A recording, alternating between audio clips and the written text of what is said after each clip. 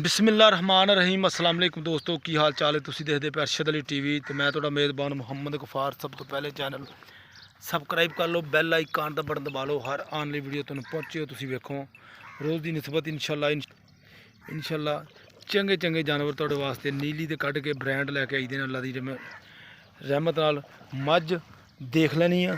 दूजा ते या तीसरा बारा ने सोना माशाअल्लाह पंडा के हवाने ये लई फिरदी मुठ मुठ थान बकाया हर शै तुहाडे सामने अल्लाह की मेहरबानी नाल बकाया इंशाअल्लाह मालक तो सारियां तसल्लियां माशाअल्लाह।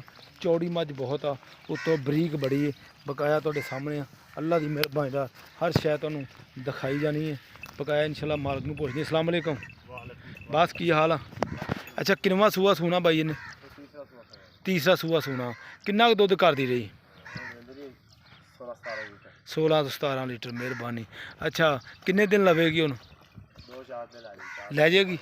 अच्छा प्यार मुहब्बत वाला मुल करना, मुखसर जी गल करनी है, गल्लां ही नहीं कीती जानियां, पक्की जी गल करनी है। 7.25 लाख ये च मुहब्बत गुंजाइश जो कोई आवेगा हो जाएगी। छाड़ा पैड़ों तो पिछ थल्लों चढ़ ला या इत्थों छड़ ला। हाँ लो 7.25 लाख रुपये की डिमांड है। पर जान दे विच दे प्यार मुहब्बत होएगा ये इंशाअल्लाह देख लेना। मझ अल्लाह के हुक्म नाल 18-20 लीटर बड़े आराम नाल देने वाली है इंशाअल्लाह। बकाया तुसीं देख रहे जे मझ चौड़ी बरीकियां हर शै कैमरे की नज़र इंशाअल्लाह थान देख रहे जे बकाया तैयार ही है।